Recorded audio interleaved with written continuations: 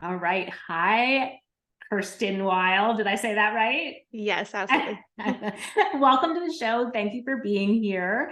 So I wanted you to come talk to my audience because I found you on social media and I thought you had a really great message for moms out there about, you call it finding your wild, but I think it's kind of akin to following your intuition.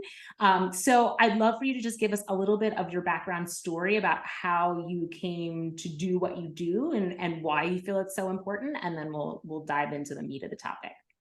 Okay, wonderful. And thank you so much for sharing your audience with me. And I'm happy to share and answer all the questions. And I'm excited to dig in.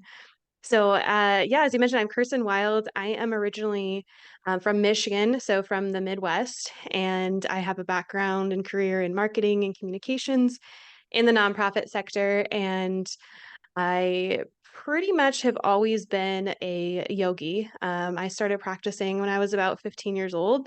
And so now on like 18 plus years.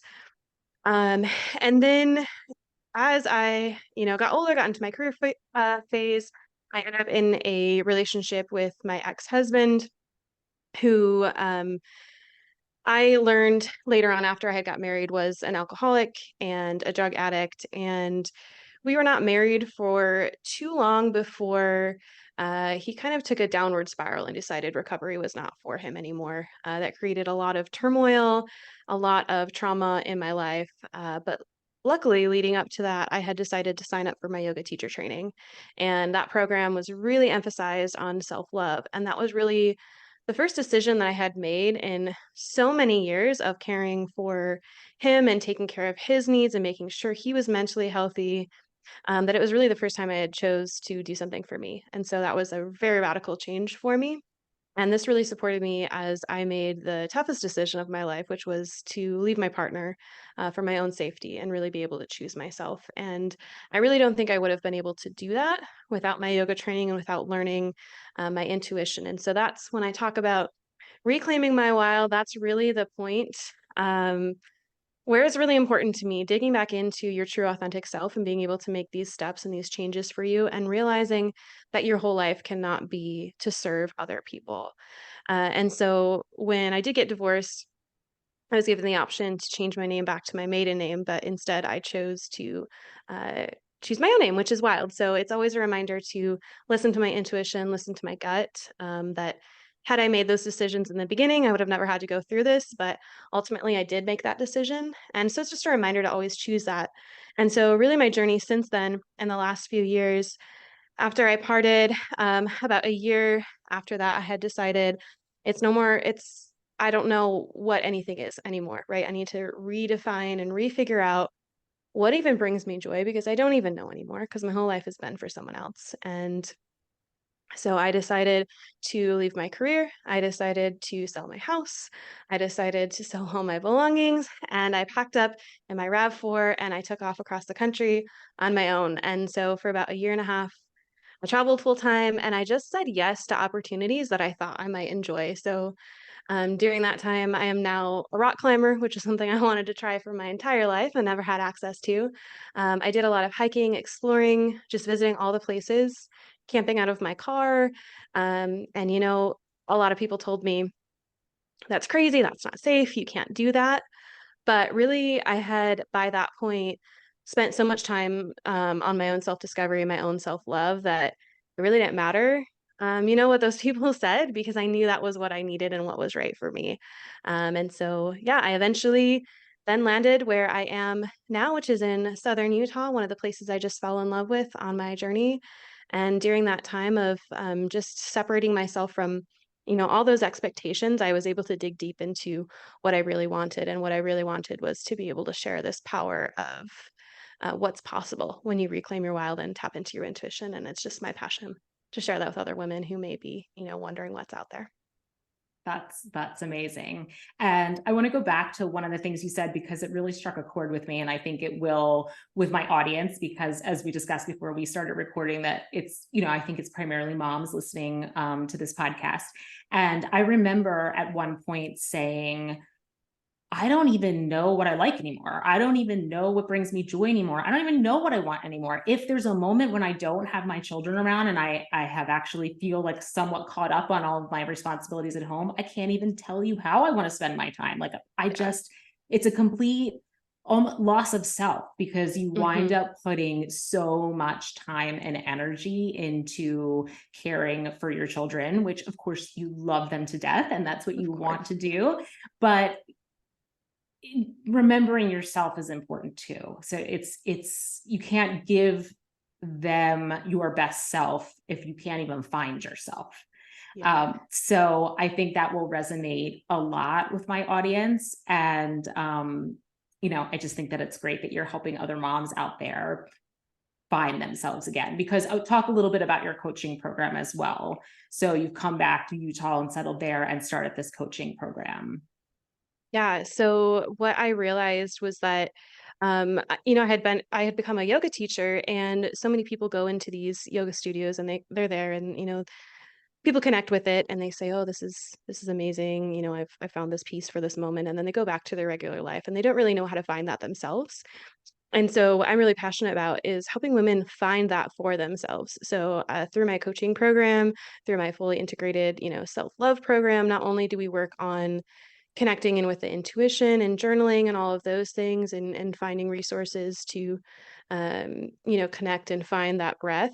I'm teaching them how to teach themselves yoga, right? So it's kind of like a yoga teacher training program, but it's not to teach anybody else, it's to teach you yourself, because we all have really different needs and different life experiences, and the only person that can possibly know what you need and what is going to help you is yourself. And so it's Mhm. teaching you how to tap into that. I have had clients in the past where, one of them, right, is a mom of some teenagers, and she's finally, realizing this is time for her, and she's been interested in yoga, but she was scared to get down on the floor because she didn't think she'd be able to get back up, Mhm. right?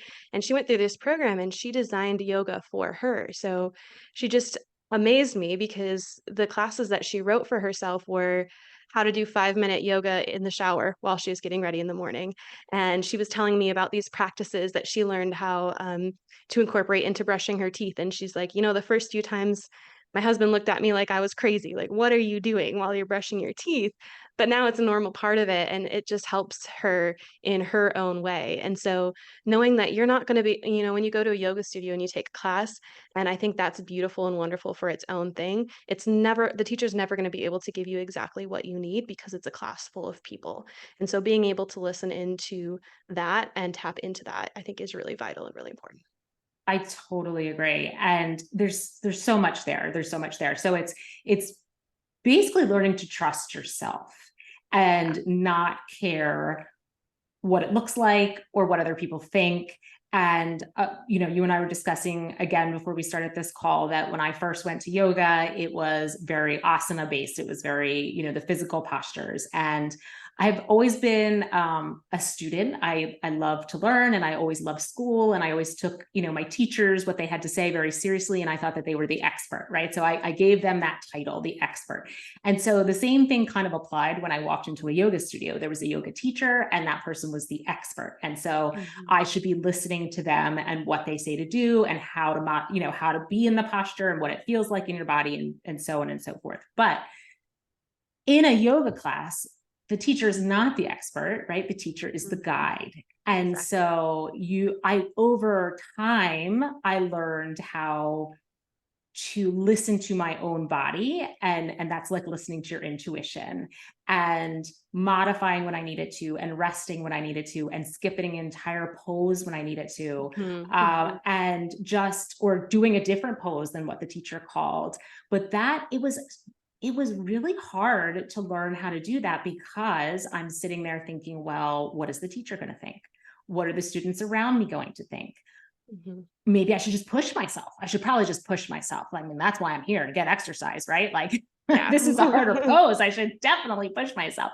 But I actually wound up suffering from chronic migraine after the birth of my second child. And I just physically could not do what most people could do. And I Mhm. wound up a lot of yoga classes just laying on the mat and doing nothing except for breathing and a few poses that I could do. And it broke me open to say, it's okay.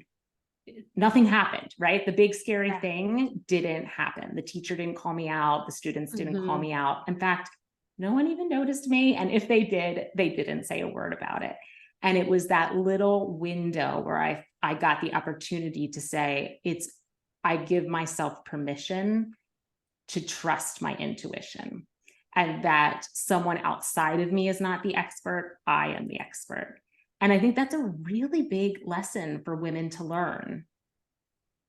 Yeah, absolutely. And I know just listening from you, you're not alone in that. I think that I would say a majority of the people that come to a yoga class, especially in the beginning, have that same thought process, right? Like, what is everyone going to think of me, and how do I do it right? I've had students come up to me and say, "Can you please tell me the right way to do this?" And there's no right way except for the way that works for you. And so, yeah, it's a constant reminder when I'm teaching of, I'm not the teacher.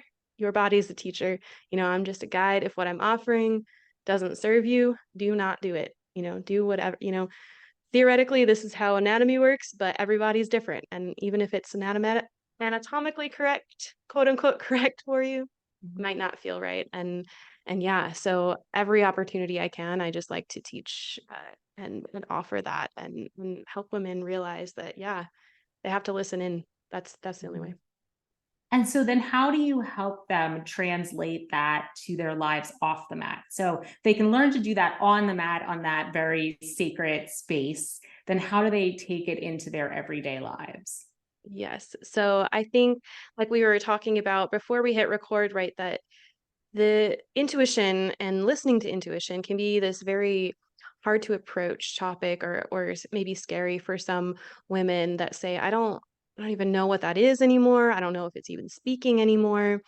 And recognize and honoring that it's always there. It's just that, we have to like turn that volume up a little bit. We need to listen in. And as we were mentioning, the first way, right, is that physical practice. I think that's the most approachable way of starting to listen into our physical body and what it's telling us and what we need, and being able to experiment with that. And then going a bit deeper, right, is after we check in with our physical body, we check in with our emotional body, our intellectual body, and our spiritual body, and understanding what's going on. And I think just like with the physical body, the first step there is really bringing awareness. So we cannot change, we cannot do anything different without that first awareness. So I really work with my clients on journaling and being able to really reflect on all of those things and how they're working together so that we can start listening to some of those deeper messages. So, one of the most approachable ways that I like to work with is called the PIES method.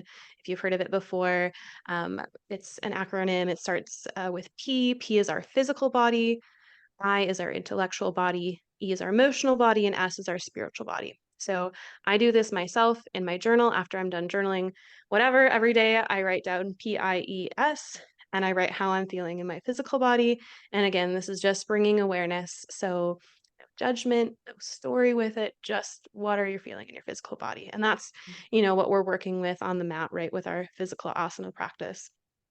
I is our intellectual body. Again, no judgment along this. Just what's on your brain? Are you in the past? Are you in the future? Are you on a to-do list? Like, what are these thoughts that you're continuing to have in your head? E is emotional. How do I feel? Am I feeling anxious? Am I feeling excited? What is it? And then S, spiritual. This means something a little bit different for everybody.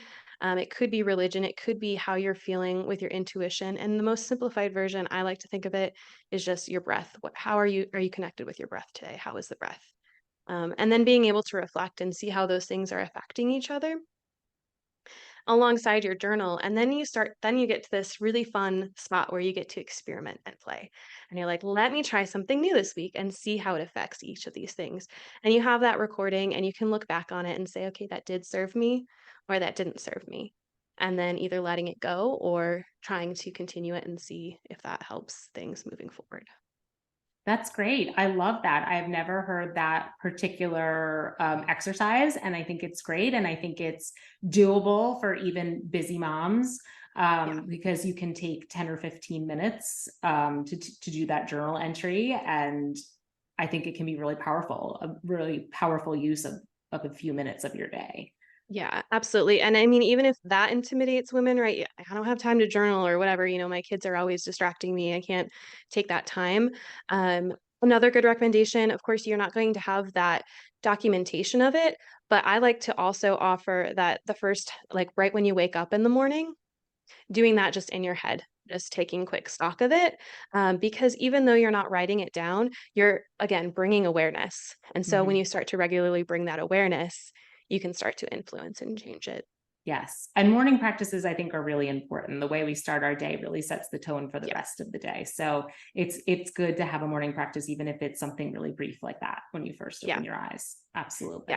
And maybe don't open your eyes. If your kids are there Mhm. and they see that as soon as you're awake, it's their time. Right. Yes. Close your eyes, like keep your eyes closed and like don't you're still asleep. Pretend you're still asleep for a minute, Yes. and just do that for yourself.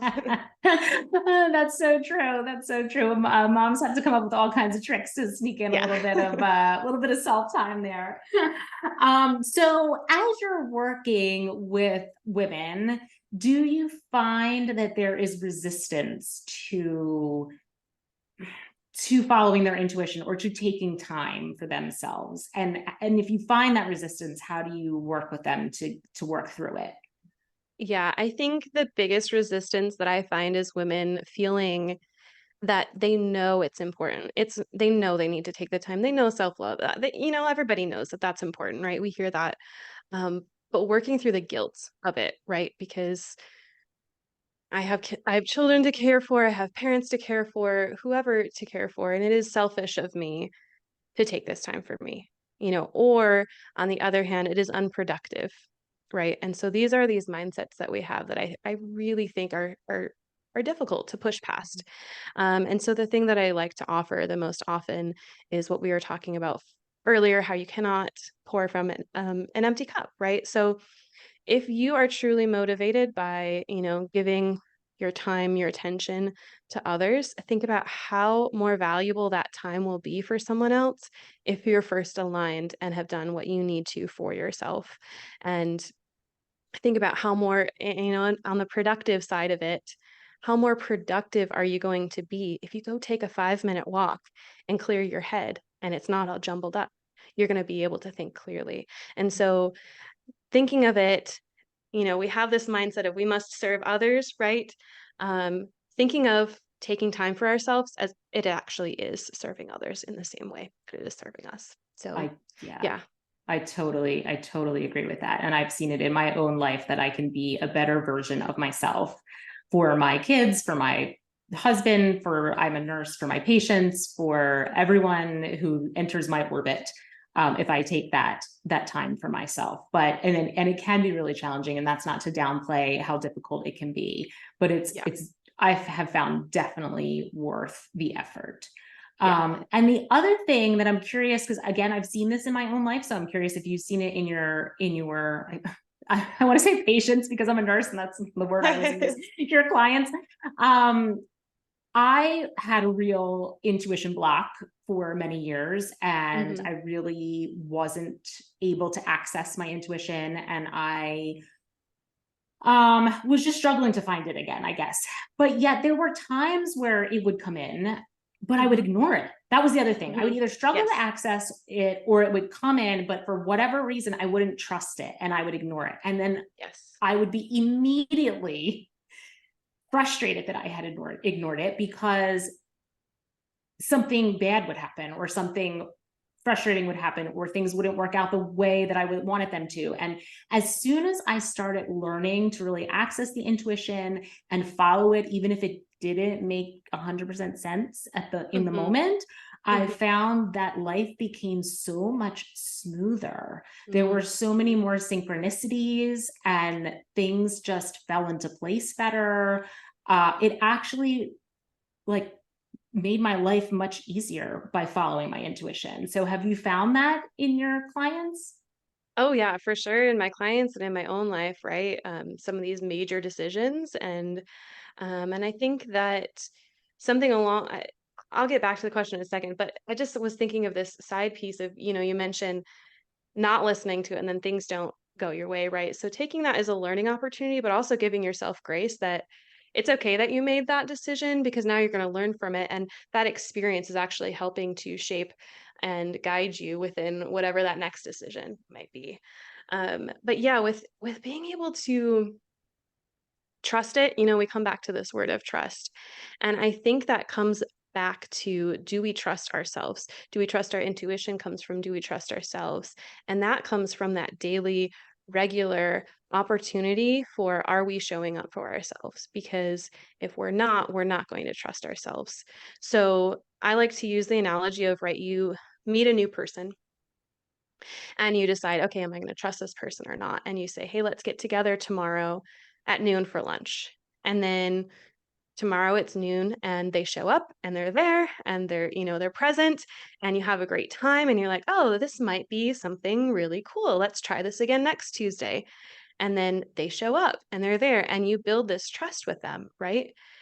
How many times do we make a promise to ourselves and we don't show up, right? We say, tomorrow morning, I'm going to set the alarm 20 minutes early and I'm going to go take a walk. And then it's the next morning. And not only do you hit snooze on it, you don't even check in with yourself. You just go back to sleep. So you haven't even, connected with your friend, right? To let her know, hey, something's come up. Nothing. You just totally bail on yourself. And it's really easy to do, right? Because we don't feel like we're letting someone else down. We're only letting ourselves down, so it doesn't matter. But in that, what we're doing is we're breaking our trust with ourselves. So I think something that's really important for women, especially who feel like they're short on time and things like that, that sometimes that amount of time that you show up for yourself isn't even as important as actually just showing up. Mhm. So, doing something simple, like we talked about that pies method of, okay, I'm going to do that tomorrow. And then actually following through and doing it. And then making another small promise to yourself. That's building that trust within so that you can actually start to trust those messages that are coming in as well, because we trust ourselves. Like, you wouldn't, if someone gave you advice and it was not somebody that you trusted in your life, you're not going to listen. Why would you? Right? You're going to ignore it. So, same thing with ourselves and being able to show up for ourselves, trust ourselves, and then in turn, trust that intuition and actually listen to it and take it when we hear it. Yes, that's great advice because as you're describing that, it's reminding me of that. It's an analogy that's used in many different ways, but it's like building a muscle. So the Mm, more that you show up for yourself and you actually follow your intuition and you build that trust with yourself, you're building that muscle of trust and yes. intuition. And the Yes. stronger, the more times you do that, the stronger the intuition gets, the greater the trust is, and that it'll become easier. It'll become easier to Yeah. hear the intuition and follow it. And sometimes that looks like, maybe I said tomorrow I was going to get up and journal, but I wake up, I've had a rough night's sleep, 3 kids have been in my bed, I'm exhausted, I've got to get to work. And I said I was going to journal, and now I feel this pressure. I have to journal. Mhm. But maybe Mhm. the intuition is, it's okay. I'm giving Mhm. myself grace this morning. I'm just going to keep my eyes closed and do it in my head this morning Yes. because I don't have time to do the journaling piece. And I'm not going to place any shame or guilt on myself. I'm following my intuition. My intuition says it's going to be actually more stressful for me to do that Yes. longer version of this practice than today to do the easier version of the practice. Yes. So and again, that's a fine line. There are a lot of people out there who promote, I think, a very rigorous types of practices that are pretty, there's not a lot of wiggle room. Yeah. And I personally, and for some people, I think that works. For some personalities, I do think that works. And if that is Mhm. somebody out there is listening to that and that is something that works for you, fantastic, go for it. But for a lot of people, I think there can be a lot of feelings of, I failed Mhm. because I said I was going to do this thing and I just didn't have the time or the energy to do it. So find a modified way of doing it. And coming back to yoga, right? So maybe you're not doing, the downward dog because today you're just too tired for the downward dog and you're just going to be on all fours, and that's okay too. Mhm. Mhm. So giving yourself a little grace, I think is really important too. Absolutely. And I think that self-compassion goes a long way. And again, it's like going back to the analogy of this new friend, right? Um, they can't make lunch, the next day because whatever has come up. and they don't call you and they don't check in and they don't do anything, your trust is gone, right? But if they connect with you and they say, hey, I can't do it today, but I would still love to connect. You're still important. And here's something else that we can do instead or a different day, then you're still willing to build that trust with them because they've shown that you're important. So just like, that same example you say of modifying, we're showing ourselves that, hey, we can't follow through on the commitment that we did have, but we still care about you. We still, you're still important. This is still a priority, but how can we make it work with what's going on in the present moment? Yeah. Self-compassion, coming back to that self-compassion, which again is something I think women really struggle with, self-compassion. Yeah. I think it may be in the culture. I'm not sure where that comes from, but it's just something that I hear over and over again. The guilt that women carry around, and Yes. teaching them to release that, I think it's really important work Yeah. because Powerful for sure. yeah, powerful. Because when women can feel free to step into their authentic selves and not be afraid of what anyone thinks or says or does, then they can really impact the world in positive ways. So Yes. And speaking to that as well, of course, stepping into their own true power and listening to themselves, not only are they doing that for themselves, that they can then help others in a more compassionate way, they're actually, you inspire other people to give them the freedom that they can do that for themselves as well, which I think is yes. just the best part about it. It absolutely is. It's one of the reasons that I started this podcast. It's what I hope that women are getting out of it, is this, permission to be Yes. themselves. Yes. The first time I ever walked into a yoga class, the yoga teacher said, I hope that you feel held today. Mm. And I was pretty young. And I was like, what is she talking about? I don't know what she's talking about. But over time, I've really come to understand the true meaning of that. And my intention for this podcast is that women listen to it and they feel held. They feel safe, they feel seen, they feel like they're not alone, and that it gives them courage to be themselves. So Yes. that's, I think we can change the world if we do that. Absolutely.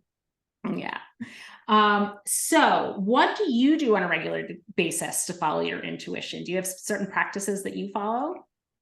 Yeah, so journaling is a big part of it. I do that same pies method that I mentioned earlier. So journaling looks a little bit different for everybody, right? Because some people can be really intimidated by, a pen and paper and that open page. And I happen to be a writer, so it comes to me naturally. But, journaling doesn't have to be any kind of format. That's the beauty of it, right? It's your own expression. So journaling could be making a list. Journaling could be writing without, that fluid thought of just writing whatever is on your mind. But I really like to use it as that way to tap in. So rather than just listing, this is what I did today, it's more about, this is how I'm feeling and this is what I'd like to try, and things like that, which journal prompts can be super helpful. I work with my clients on journal prompts constantly in order to dig in. But yeah, journaling is definitely one of them. And then I end my journal with that pies method. And it's nice to be able to go back and see what's working, what's not. Being out in nature is really, really vital and important to me. That's how I really connect in. And so I have made it a point, especially in the last few months here, which has been difficult because it's been so hot, but to go out for a walk every single morning and building those habits, because sometimes it's still hard to get out of bed when I've got something early in the morning and I have to get up extra early now to go for a walk. But again, it's making those modifications, right? So my goal is, 1 or 2 miles a day. But, yesterday I had a lot going on. So I literally just took a walk around the block. It took me 3 minutes and that was all I could fit in that day. But really being able to get some fresh air, get some sunshine first thing in the morning. And I'll tell you what, even though I went out for 3 minutes, I got to see a rainbow and it was beautiful. And so, yeah, really, taking those time first thing in the morning to do what I need to for me before I start giving to everybody else is really, really important to me. So. Yeah. Yeah, I totally agree. And the first thing in the morning, so I am not a morning person. Anyone who knows me Either. listening to this podcast, they're like, oh yeah, it's like my very closest friends call me Princess of Slumber. So I really don't do mornings, but I really do believe in a morning practice. And I try to get it in the morning. But for those moms with school age kids, sometimes I find that when the morning is just hectic and you're running around and packing lunches and getting breakfasts and getting them to the school bus, if I miss my opportunity prior to all that mayhem, if I can get them on the bus and then do my morning routine, it still is really impactful for my day. Yeah. So again, modification. It's, finding ways to work it in to your life. And it's not to check a box, right? It's not because, oh, somebody said this is good for me, so I should do it. It's so that you can have the best day possible and feel your best. Yeah. Yeah. And what that morning routine looks like, that's all back to that like experimentation, right? So checking in and then guessing, right? Like, okay, I'm feeling this. So maybe it's a stretch and maybe you try that. And then you can reflect, did that work or did that not? Try it out for a week. And then if it doesn't serve you, again, let it go and try something different. Don't just, start a morning routine that somebody else says that you should do. Do something and experiment. It doesn't have to work the first 5, 10 times, whatever it is, but you'll find it and you'll figure out what works for you because, everybody's different. So, yeah, that's so true. That experimentation piece is enormous. And again, coming back to, giving yourself permission, there is no expert outside of you. So give yourself permission to really experiment. How about meditation? Do you dabble at all in meditation? I do meditation. I really wish that it's one of those things, right, that I've got that guilt around that, I should really do that more because it's so beneficial. But I really believe that meditation is not, this generic, you have to sit there with your eyes closed and be still and, no thoughts in your brain. Like there are many other ways to meditate. And so I really use my walking as a meditation because it really helps me to get present. And so for me, meditation is any practice that lets you get present in the moment. And so, for example, sometimes when I'm taking a walk and it's a really, beautiful spring day and I'm noticing flowers, I'm like, let me count how many different flowers I can experience on my walk today. And that brings me visually present, that brings me mentally present. And, so that's a meditation that I do regularly. And I think that's a way, especially for women too, that think that, they don't have the time to sit there and be still. You can do it when you're around people. You can do it anytime that you just like pause and realize your present moment, I think is a form of meditation. I 100% agree. Yes. And really taking in the moment, like you're saying, and moms with even young children. I remember when my kids were really little, sometimes just getting caught up looking at them, they were whatever they were doing, for whatever reason, who knows why. I just stopped and really looked at them, right? Really looked at them and felt that love that, a mom feels for their child. And then it was, back to the mayhem. Right. But for those few seconds, it was really beautiful and peaceful. And I think that's a meditation, so we don't have to be so formal about it all the time, but also there's no right way to meditate. Again, like, people say, I'm afraid I'm not doing it right. You're doing it right. If you're trying to be present, if you're trying to just be here now, you're doing it right. Yeah. Yeah, I like to offer as well. I have a lot of clients that are, they work the typical office job and they have to be in lots of meetings and things like that. And I always offer this challenge of like, hey, meditate while you're in a work meeting, right? Maybe it's on Zoom, maybe it's in the class. Nobody has to know you're doing it. You can still listen exactly what you do, but all you do is you just become aware of your breath and like start to tap back in. Your eyes are still open. You're still in, you might probably not talking at the moment, but you're just taking, 3 intentional breaths and really bringing yourself back into that moment.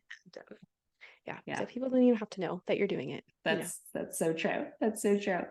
How about for people who have been, lost to their intuition, to their wild side for a long time, and they're trying to do the method that you were talking about. Tell me the name again. Pies, yes. Yeah. Or let's say they're trying to make a decision about something, right? And they're like, I really want to follow my intuition, but they're, just out of practice. They haven't built their muscle up. what would be some of the things they might experience in their body or in their emotions, or how might it feel for them to know that, oh, I think I've tapped my intuition, if they're Yeah. just questioning themselves? Yeah. So sinking into eat like the pies method, right? And maybe journaling it, but maybe just, closing your eyes and sinking in. And what I like to do is I like to think, okay, I'm feeling, I'm trying to make this decision. I'm feeling really anxious about it. And then I close my eyes and where do I feel that in my body? I feel it. Okay, I feel it in my chest. There's a tightening in my chest. And what does that look like? What color is it? What shape does it take? And then being able to then, visualize that, that this is what's going on within me. And then asking, okay, if I make this decision, A, how does it look? How does it feel? How does it change? If I make decision B, how does it look? How does it feel? How does it change? And being able to observe what the brain does at that point of, okay, does it feel more freeing? Does it feel more clenched up? Does it feel tighter? And if I chose A, what if I didn't choose A? How does that feel? Maybe there's a completely different choice. So yeah, being able to really sink into that and being able to listen in that way, I think is another important and perhaps helpful practice.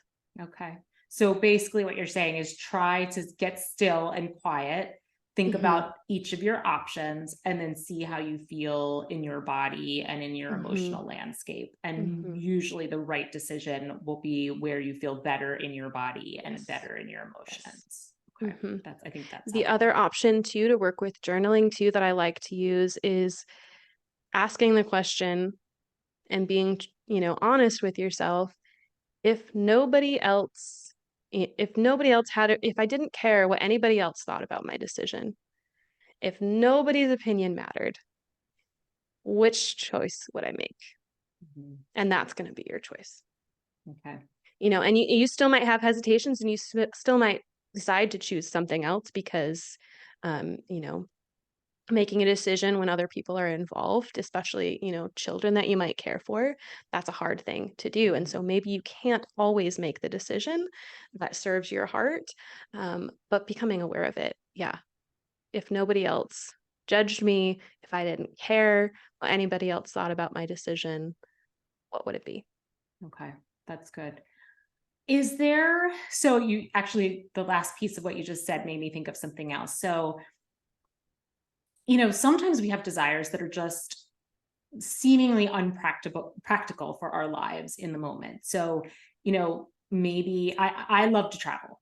Mhm, And when my children were young, I it was just very hard. It was very hard to travel. mhm. You have these young kids and sleep schedules and trying to find a babysitter, and it's a lot. So, is there a way you help women work with desires that are maybe challenging for them at that particular stage of their life?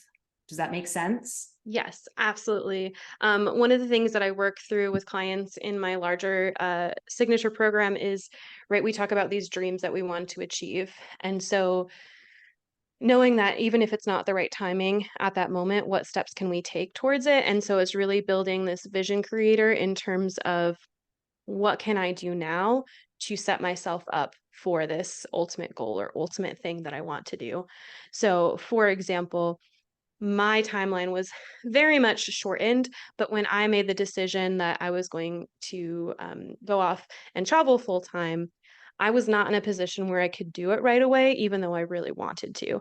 And the reasons were financial, the reasons were I had responsibilities that I still had to fulfill. And I also just wasn't in a space of healing yet, right, to be going off on my own. So I actually thought, okay, when is my date that I could make all of this happen? And then backing it up from there and starting to make the plan all the way back to the point of what can I do today to set myself up for that future. And so I really work with women on that level as well to see what those things that are attainable and when we need to get to those, kind of stepping stones. But knowing that if you're not starting to take those small steps now, are you really ever going to get there if you don't have Mhm. that plan in place? And it also, I think, gives them this agency of, okay, I'm not there yet. but there is something that I can do to set myself up for success and make it still happen. Yeah, I think that's great because I think a lot of times women, that's one of the reasons why we forget our dreams is Yeah. that we think, well, this is just not realistic. This is not Yeah. attainable. And so I just can't do it. Yeah. Versus saying it just can't happen right now, but it can Mhm. happen. And your dream is valid and you are Mhm. worthy of attaining it. And Yeah. you can take these steps. And as long as you're continuously working towards it, the dream is always alive, which I think is Yeah. Yeah. it's huge for your soul. Definitely. Yeah. Well, that was all wonderful. Is there anything else that you would like to share?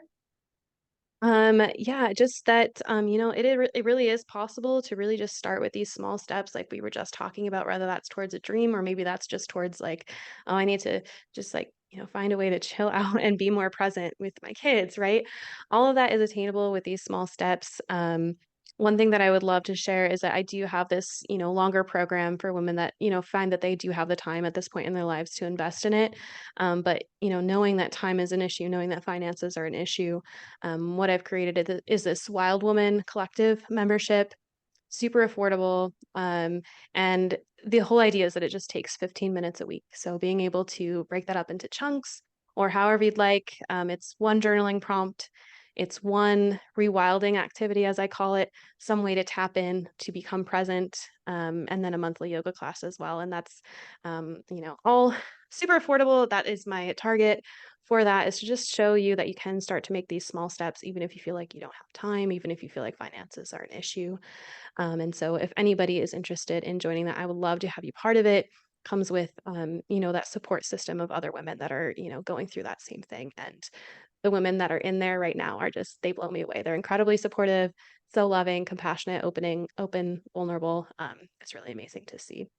Yeah. And really there's nothing like community. Community Yeah. is so It makes important. such a difference. It Yeah. really does. And you know, women need to know they're worth it. They're worth it to spend the money to surround themselves with like-minded people who will support them on their journey. So that's Absolutely. wonderful. So where can they find you if people are interested in this group or any of your other offerings? Where can they find you?